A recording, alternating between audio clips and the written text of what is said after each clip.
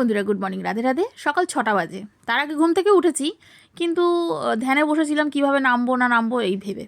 বাইরে এসে দেখছি হালকা হালকা আলো ফুটেছে। সোনাই অন্যদিন 11টার সময়ও ঘুম থেকে ওঠে না, আজকে দেখো 6টার সময় ঘুম থেকে উঠে পড়েছে। ওই যে যাচ্ছে আমার মায়ের সাথে, আমরা উঠে পড়েছি সব গায়ে বস্তা বস্তা চাপিয়ে টোটোতে। যা ঠান্ডা বাবা, কিন্তু বেলার দিকে এত ঠান্ডা ছিল না। তো যাক, অনেক কষ্টে চলে আসলাম ব্যারাকপুর স্টেশন। ট্রেনে উঠেছি, কিন্তু ট্রেনওয়ালারা আবার লেট করে ফেললো 10 মিনিট। বসে বসে অধৈর্য হয়ে মা লাস্টে মামা বাড়িতে ফোন করে গল্প করতে লাগলো।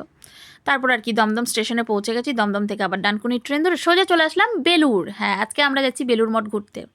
বেলুড় স্টেশন থেকেও নেমে পড়েছি, এরপর বাসে উঠেছি, কিন্তু বাসের ভিতরে প্রচণ্ড ভিড় ছিল, বিশ্বাস করো। ওই জন্য আর কোনো ভিডিও করিনি। তো এই যে মঠে ঢোকার আগে চারিপাশটা একটু দেখে নিলাম, দারুণ দারুণ দোকান বসেছে। চলে আসলাম মঠের ভেতরে। এসে যে এখানে জুতো মোজা সব জমা করতে হলো।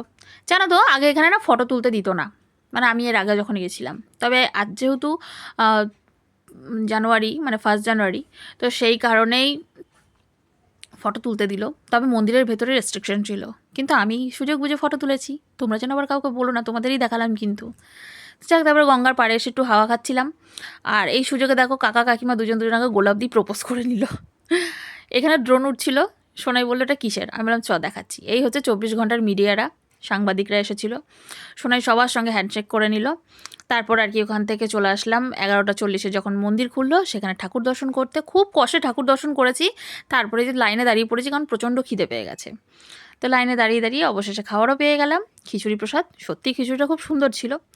তারপর আর কি আমার কাকিমা একটা দুর্ঘটনা ঘটিয়ে বসে ফেলেছে। কাকিমার প্রেশার হাই হয়ে গেছিলো, তাই বাড়ি চলে আসতে হলো। আর এই যে দেখছো না এই ফ্যাক্টরিটা, এখানে আমার কাকা কাজ করতো, ব্লেড ফ্যাক্টরি।